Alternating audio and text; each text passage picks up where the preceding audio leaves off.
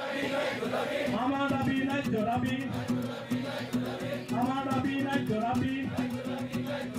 অসম চৰকাৰ মিছলীয়া, অসম চৰকাৰ মিছলীয়া, অসম চৰকাৰ হয় চুপ, অসম চৰকাৰ হয় চুপ, অসম চৰকাৰ লে লে সেই সেই, অসম চৰকাৰ লে লে সেই সেই, এই দুই আছেন প্ৰবল হোৱা নাই, লেলেন প্ৰবল হোৱা নাই, লেলেন প্ৰবল হোৱা নাই,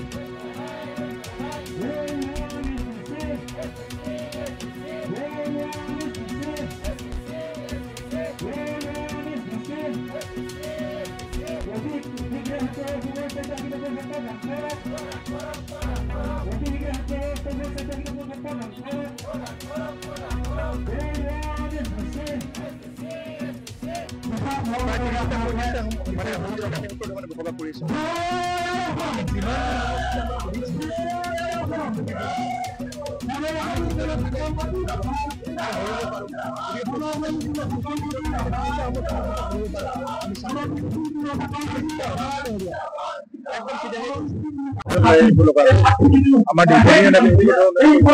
আৰু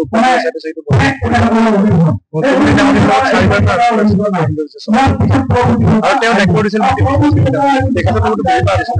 তেখেতে আমাৰ মুকলি সভাত বহুবাৰ গ'ল। তেখেতে এটা কথা কৈ থাকে যে বিবেচনা কৰি থকা হৈছে আপোনালোকৰ কিন্তু কেতিয়া দিব? আজি 2025 গ'ল, 2 মাহ বাকী আছে, গতিকে 25 নৱেম্বৰ তাৰিখে তাৰ আগতে আমি বিচাৰিছো যে আমাৰ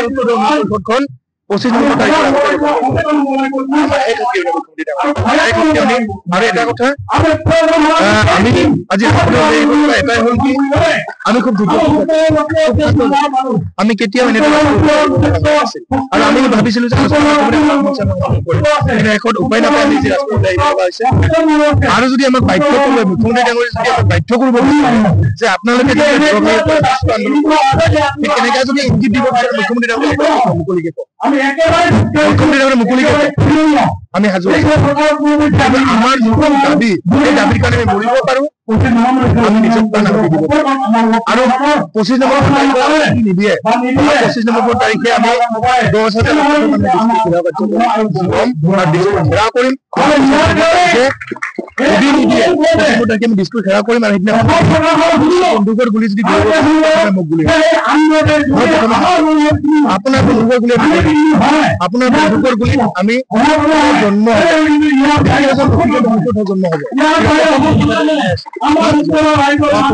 তাৰিখে 10,000 মানে আৰু